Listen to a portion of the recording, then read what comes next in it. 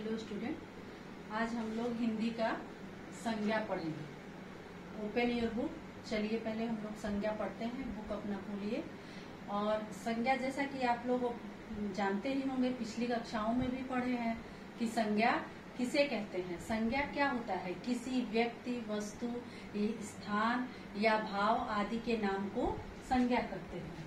संज्ञा जैसे कि वो है, क्या है, दिल्ली, लड़का, श्याम, चाकू, सब संज्ञा होता है। और इसमें क्या होता है कि संज्ञा में कभी कभी परसर्ग पहले आ जाता है। परसर्ग मीन्स आपको पता ही है, जैसे का के की जो होता है विभक्ति कारक, वो आ जाता है। तो जैसे लिखते हैं दिल्ली से लड़के को, मतलब लड़के को दूध दे दो। बोले फिर श्याम ने चाकू से फल काटू। तो ऐसे आते हैं सब। और संज्ञा से पहले कभी कभी हम लोग विशेषण का भी प्रयोग करते हैं, जैसे कि छोटी मेज, अच्छा लड़का, बड़ी मेज, सुंदर फूल, लाल फूल। ये सब क्या हो गया, ये इसकी विशेषता बताते हैं। इसलिए कभी कभी संज्ञा के साथ हम लोग विशेषण का भी प्रयोग करते हैं। अब हम देखते हैं संज्ञा के कितने भेद हैं। संज्ञा के 3 भेद होते हैं, जैसे कि व्यक्तिवाचक, जातिवाचक और भाववाचक। व्यक्तिवाचक संज्ञा क्या होता है? जिस संज्ञा शब्द से किसी विशेष व्यक्ति, प्राणी, वस्तु या स्थान का बोध होता है, उसे हम व्यक्तिवाचक संज्ञा कहते हैं। जैसे कि विशेष प्राणी यानी कि महात्मा गांधी, राम। वस्तु मीन्स होता है जैसे कोई सामान, यानी कि रामचरितमानस हो गया। और स्थान से मतलब दिल्ली, आगरा, बनारस, कुछ भी। तो इस तरह से वह व्यक्तिवाचक संज्ञा हुआ। व्यक्तिवाचक मीन्स होता है केवल एक व्यक्ति का ही, उसमें एक व्यक्ति या एक वस्तु या एक कोई भी जगह का नाम लिया जाता है, उसे हम व्यक्तिवाचक संज्ञा कहते हैं।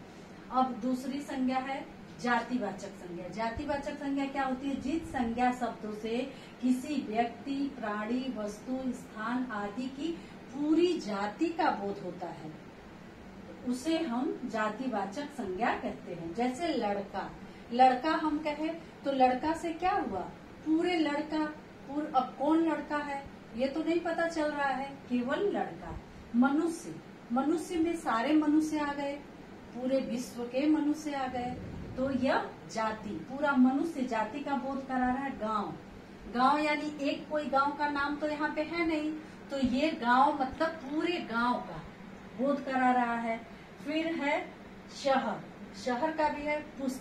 पुस्तक में कोई नाम तो लिखा नहीं है, जैसे यहाँ पर अगर रामचरितमानस लिखा है तो यह व्यक्तिवाचक में आ गया, क्योंकि इसमें नाम लिखा हुआ है। लेकिन यहाँ पर पुस्तक का मतलब ये पूरी पुस्तक की जाति का बोध करा रहा है, इसलिए ये सब जातिवाचक संज्ञा में आते हैं। फिर है हमारा भाववाचक संज्ञा। भाववाचक संज्ञा क्या है? जिन संज्ञा शब्दों से किसी भाव, गुण, अवस्था आदि का बोध होता है, उन्हें हम भाववाचक संज्ञा कहते हैं। जैसे सत्य भाव प्रतीत हो रहा है कि वह सत्य बोलता है। न्याय, प्रेम, क्रोध, ऊंचाई, अच्छाई, सुंदरता, ये सब क्या है? ये सब भाववाचक संज्ञा है। इसके अतिरिक्त भी हमारे यहाँ कुछ विद्वान जो हैं वो 2 संज्ञा और मानते हैं संज्ञा के भेद। जैसे क्या है? द्रव्यवाचक संज्ञा और समुदायवाचक संज्ञा। द्रव्यवाचक संज्ञा में क्या आता है? किसी पदार्थ या द्रव्य आदि का बोध कराने वाले शब्दों को हम द्रव्यवाचक संज्ञा कहते हैं। जैसे कि सोना, चांदी, लकड़ी, तेल, अन्न आदि, ये सब चीजें द्रव्यवाचक संज्ञा में आती हैं। और दूसरा है समुदायवाचक संज्ञा। समुदायवाचक संज्ञा क्या है? जो संज्ञा शब्द किसी समुदाय या समूह का बोध कराता है, उसे समुदायवाचक संज्ञा कहते हैं। जैसे सेना से क्या हुआ? यहाँ पर पूरी सेना का बोध हो रहा है, समूह का बोध हो रहा है। पुलिस, सभा आदि, ये सब हमारे क्या है? ये सब हमारे संज्ञा के समुदाय के किसी पूरे अपने समुदाय का पूरा ये प्रतिनिधित्व कर रहे हैं, इसलिए यह समुदायवाचक संज्ञा कहलाता है। Thank you.